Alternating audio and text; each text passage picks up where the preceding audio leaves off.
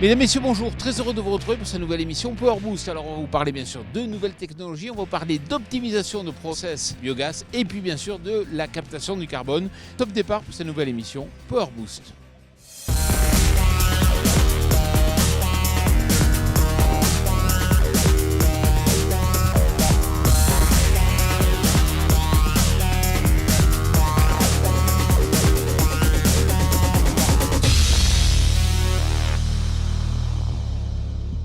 C'est moi ou Jean-Paul m'a un petit peu prémâché le travail sur le sommaire. Bref, ce qu'il faut retenir cette semaine, c'est qu'on vous gâte avec non pas une ni deux, mais 3 rubriques qui s'invitent dans notre émission. D'abord, le Mac de l'Agtech va vous donner un aperçu de l'avenir des clôtures électriques pour répondre aux besoins des éleveurs. Puis dans Carbon Farming, mystère, on vous dévoile quelle culture semble être la meilleure pour le bilan carbone de votre exploitation. Et enfin, les experts du biogaz reviennent sur les conditions idéales d'ensilage des cives. Il n'y a pas une seconde à perdre, alors attachez-vous et on est parti.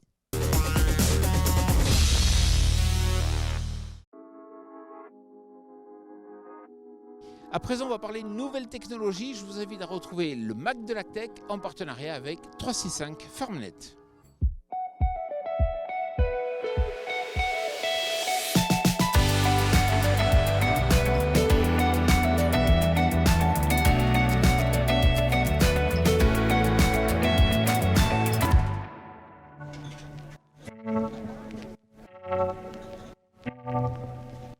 Donc bonjour, je m'appelle Alain Maté, je suis consultant, ma société Agri-Consultant. Depuis quelques années, depuis une dizaine d'années, voire même plus, on voit qu'il y a de moins en moins d'éleveurs. Donc aujourd'hui, on va avoir des phénomènes qui vont arriver où effectivement, il y aura de plus en plus de grosses exploitations, moins en moins d'éleveurs et des demandes sur le management de ces exploitations.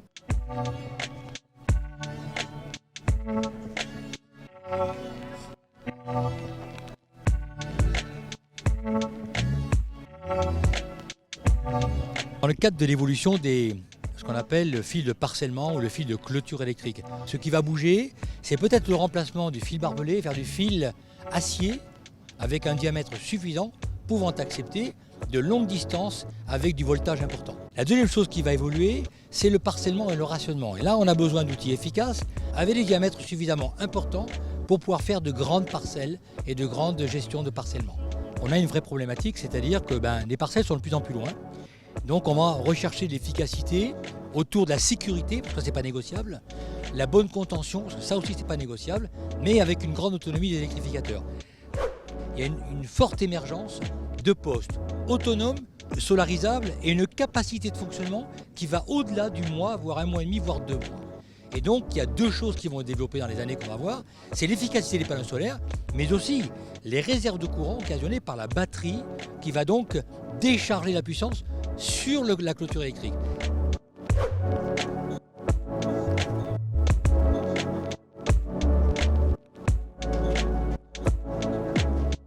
Tout le monde sait qu'on a des minimums, des seuils de garde qui est de l'ordre de 2000 volts sur une clôture électrique. Donc aujourd'hui, on va avoir arrivé un nouveau système qui va contrôler le périmètre de votre clôture électrique et va permettre à l'éleveur vraiment de contrôler ce qui se passe sur sa clôture électrique, de s'assurer que ce qu'il a préprogrammé en tension minimum de garde soit respecté, et ça, même s'il se trouve à 10 km de l'installation. Sur ce système qu'on va mettre en place de monitoring, on va pouvoir gérer plusieurs parcelles à la fois, géolocaliser la perte, le renvoi de messages sur le smartphone qui va permettre à l'éleveur de contrôler à distance sa clôture électrique. Bref, un vrai outil de gestion et de management de la clôture électrique par l'information qui reviendra non pas du poste, mais de l'installation par elle-même.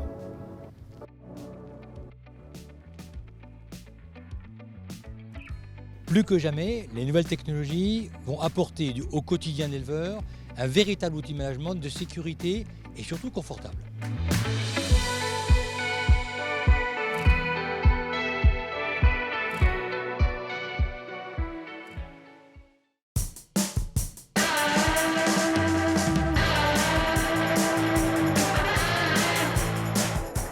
Je vous invite à présent à retrouver notre rubrique Carbon Farming en partenariat avec Gaiago.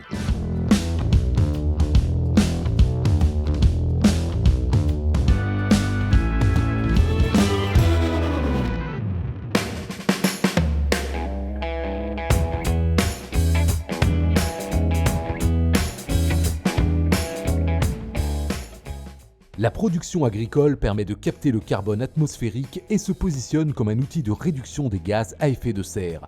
Il existe en particulier une plante dont les capacités sont largement sous-estimées pour répondre aux défis du changement climatique. Il s'agit du maïs. Francis Bucaille, agriculteur et fondateur de l'entreprise Gaillago, nous livre son expertise. Alors le premier avantage du maïs, c'est d'abord que c'est une plante originaire d'Amérique du Sud. C'est une plante dite en C4, c'est-à-dire qu'elle a la capacité d'utiliser avec une efficacité rare le gaz carbonique de l'atmosphère pour la transformer en biomasse. Elle a une capacité à génétiquement résister aux hautes températures et également à la sécheresse. Le second avantage du maïs, c'est qu'il a la capacité à rétrocéder au sol des quantités importantes de matière organique, d'abord sous forme d'exsudat racinaire pendant toute sa durée de végétation, mais également en fin de cycle. En effet, c'est une culture dont on n'a pas totalement maîtrisé la croissance et elle peut restituer jusqu'à 10 ou 12 tonnes de matière sèche, de canne de maïs, de feuilles et de rafles au sol. Ce qui est évidemment la base de construction des futurs taux d'humus. À titre de comparaison, une céréale à paille rétrocède en moyenne 3 à 6 tonnes par hectare de paille au sol. Alors le troisième avantage de cette culture-là, c'est enfin d'être en synchronisation complète avec le climax, c'est-à-dire la végétation naturelle sous nos régions tempérées, avoir une photosynthèse très active en mai, juin, juillet, août, septembre.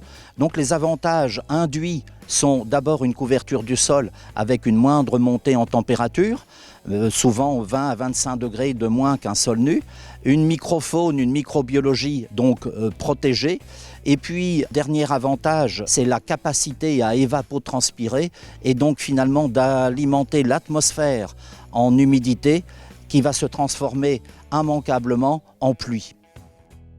Alors que les scientifiques évoquent l'arrivée dans le futur grâce à la génétique d'une super plante absorbeuse de CO2, le monde agricole gagnerait à valoriser la fonction puits de carbone du maïs, qui est la grande culture industrielle la plus performante aujourd'hui dans ce domaine.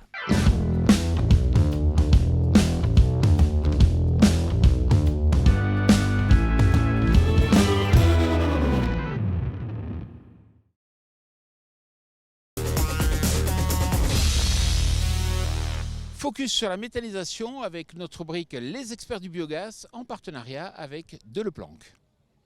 Récolter des cives, c'est bien. Mais bien les stocker pour les valoriser au max, c'est encore mieux. Il va donc falloir minimiser les pertes de potentiel méthanogène des cultures pendant la conservation au silo. Et pour cela, on vous donne 3 bons conseils.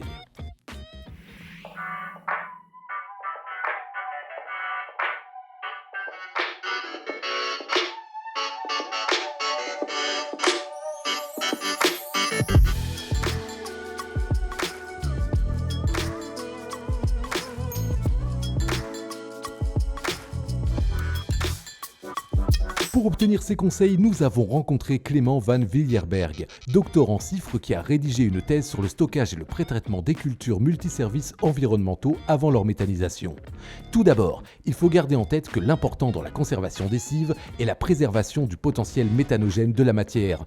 Dans ce cadre, la fermentation de l'ensilage n'est pas un problème. La partie fermentation d'ensilage, contrairement à l'ensilage pour l'élevage où c'est vraiment une étape clé qui va conditionner la qualité du substrat, pour la méthanisation, en fait, elle va avoir assez peu d'impact sur la préservation du potentiel méthanogène, puisque c'est une étape pendant laquelle on va convertir certains sucres en d'autres acides qui ont un potentiel méthanogène très élevé et qui sont très intéressants pour la méthanisation. Un point d'attention pendant le stockage des cives est d'éviter au maximum le contact des cultures avec l'oxygène. En effet, si l'oxygène entre dans le silo, il va permettre à certaines bactéries de consommer la matière, ce qui va provoquer des pertes d'énergie sous forme de chaleur. Et on estime que sur un silo qui est peu ou mal couvert, en fait, on va avoir une perte de potentiel méthanogène qui peut atteindre jusque 50% sur le mètre supérieur en fait, qui est au contact avec l'air, ce qui représente des pertes très significatives à l'échelle du silo entier. Et donc il faut essayer d'éviter au maximum le contact avec l'air, et c'est pour ça qu'il faut couvrir les silos du mieux possible et les tasser du mieux possible également pour éviter la pénétration de l'air. Une protection de l'ensilage qui doit être gardée en tête jusque dans la gestion du front d'attaque du silo. Lorsqu'on va venir ouvrir le silo pour consommer la matière, en fait on va ouvrir une porte d'entrée pour l'oxygène.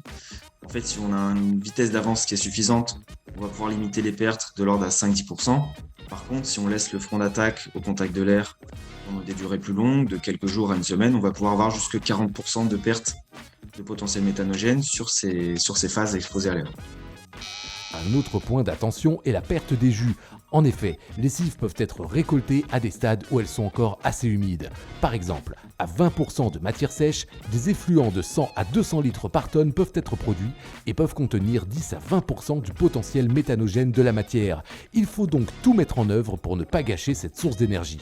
Donc, ce qui peut être fait préférablement, lorsque c'est possible, c'est de faire du préfanage, qui consiste à faire un séchage partiel au champ et récolter ensuite la plante à un taux de matière sèche optimal. Mais lorsque c'est pas possible, par exemple, si on n'a pas le temps au niveau du calendrier ou si on n'a pas des conditions météo qui sont propices, on peut récolter la cive humide telle qu'elle est et la mélanger avec un substrat plus sec. Ça peut être par exemple de la paille, des issues de céréales. Et on a fait également des tests sur d'autres substrats, par exemple des fumiers secs très pailleux, comme du fumier de cheval, qui permettaient à la fois d'améliorer la qualité de l'ensilage pour la méthanisation et à la fois de retenir les jus et d'éviter les pertes, donc justement par production de ces jus.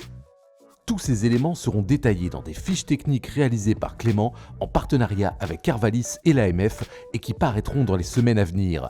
Quant à nous, on se retrouve le mois prochain sur une autre thématique pour devenir un expert du biogaz.